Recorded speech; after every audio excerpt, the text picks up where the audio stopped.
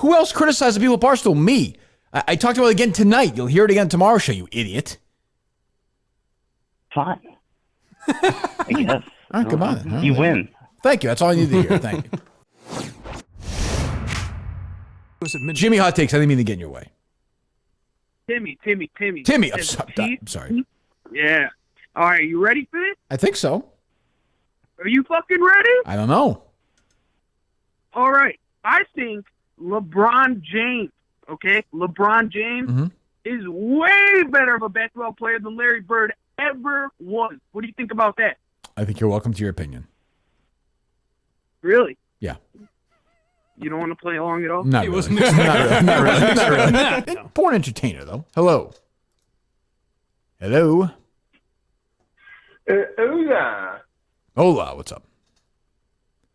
My name is Mike, and I happen to be deaf.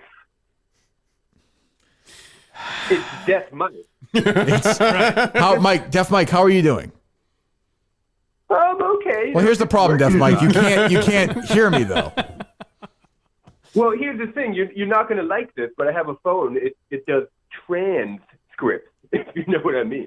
I guess so. All right. What's going on, Deaf Jimmy Mike? from South Park Deaf? I think so, yeah. That's what it sounds like. That's what it was, yeah. What's going on, Deaf Mike?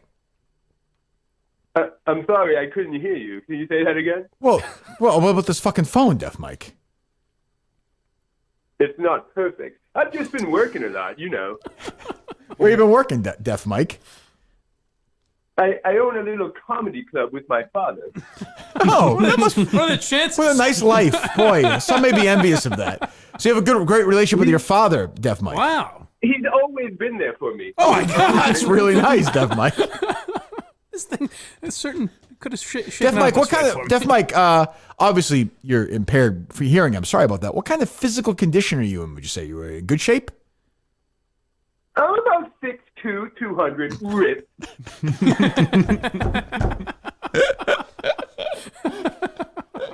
Are you the kind of guy, Deaf Mike, at a job, if your boss said to you, listen, you're not drinking tonight, what would your policy be on that? I wouldn't even know how to respond to that. It's just common sense to not drink at work. You and boss have a great relationship. Hearing is pristine in these moments. Your father taught you that. I can't think a father would teach a son. Is that what you're saying?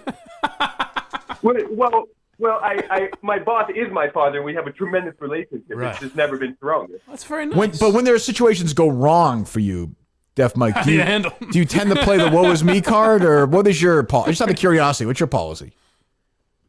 Well, because I could never pick up tone, I never really learned how to talk like a whiny bitch. That's so weird. My apologies just come off normal, and I'm just kind of a normal human being in that way. That's an odd way to even phrase that. Deaf Mike, how about the girlfriend or the wife's family? What kind of relationship do you have with them? Just your standard white-on-white relationship. Well, What? I don't know what that has to do with anything. I mean, but your girlfriend's kind of very wholesome. Just very wholesome. Oh, nice. I mean, no offense. We know what's going on in the country these days, but Sure, no, I got it's you. pretty standard. We're in love. Her parents love me. Okay. Do you? Would your girlfriend or wife be willing to move out of state with you if it meant helping your job? If it meant keeping your dream job? Good question.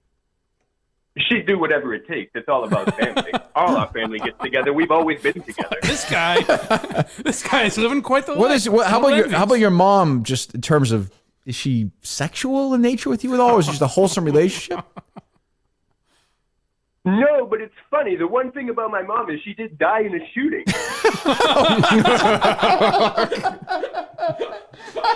Well, that's unfortunate. That's the one I'm thing sorry. I guess he You seem to have a good spirit. Well, thank you for the call, Deaf Mike. You seem to have a. Let's move past it. Thank guys. All right, Mike. We'll talk to you. Fair enough, but I guess my other point is with Kirk.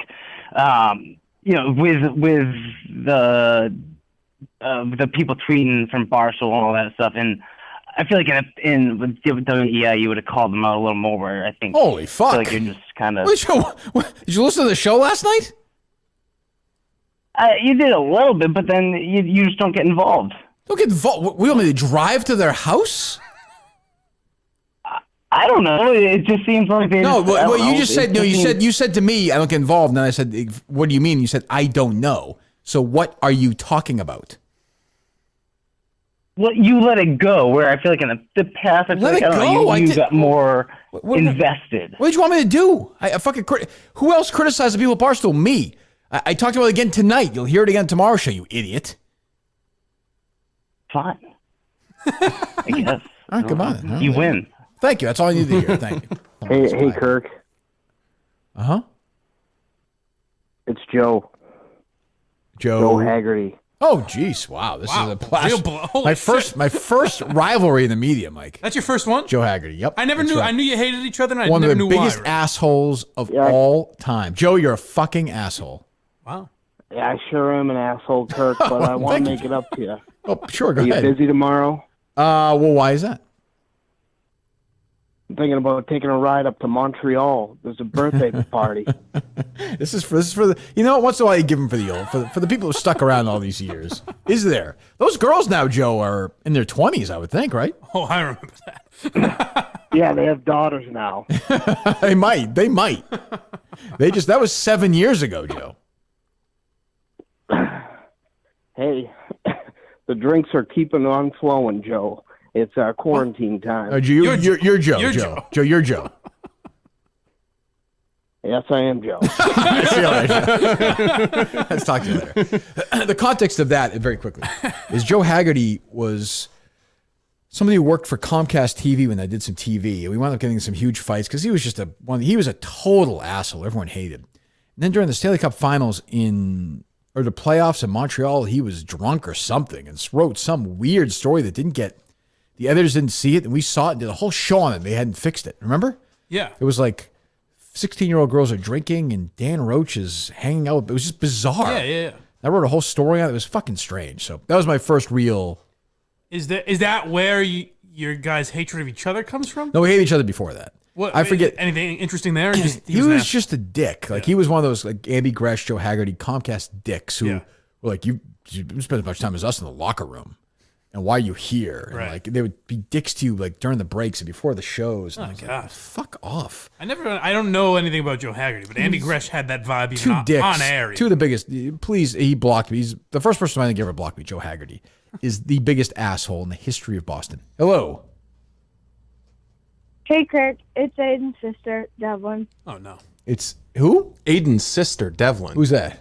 Remember Aidan was trapped in the... whatever happened to Aidan? I just called to thank you from the SWAT team to finding the van. Okay. Turn page. We're both in therapy and doing great. What kind of therapy are you in? That's a basic question. What kind of therapy are you in? I want to thank you again for finding the van. What kind of therapy are you in? Why are you Family therapy. What's that? Family therapy. What days of the week do you go? So what times are that? No. I think you're fucking lying.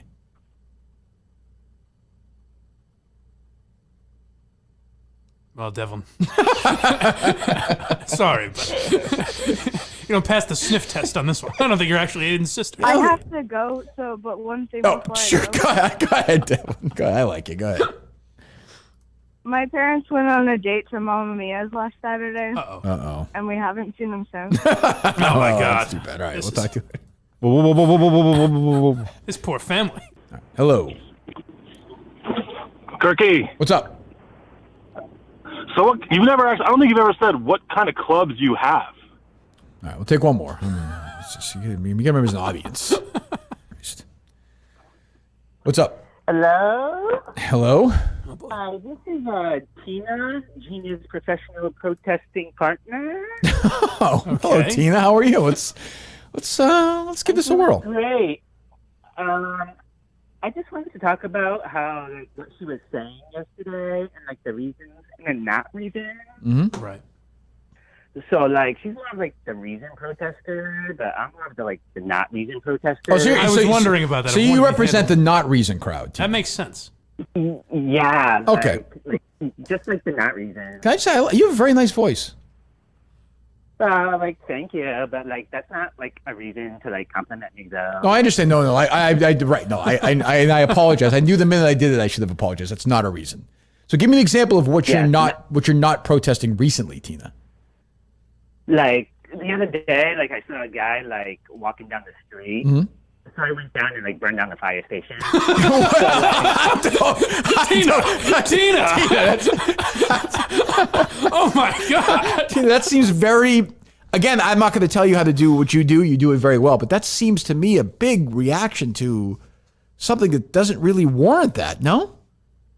Well, like I said, like it's like Sure. not a reason. Sure. That is kind of the point. Well, could you give us? Like, Could you give us a? like why are guys like walking down the street? Does he have a reason to be walking down the street? Well, he might. He very well may. No, I mean, that's not a reason. Well, let me ask you this. Go give me another example, because maybe this next one will make more sense, and maybe we'll come to some understanding.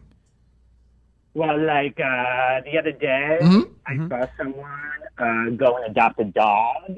So I went down and burned down a pet store. Well, yeah, I don't. See, I don't. But that seems like more that seems like there's a little more of a reason. It's a little connected. I suppose, but it seems again like the person's just adopting a dog, though. Why would you burn down the pet store? It's odd. It's an odd But move. like, does that dog's life like not matter? Like, right. all dogs' lives matter. Well, that's nice of you to say. That's a nice sentiment, I suppose. I didn't think of it that way.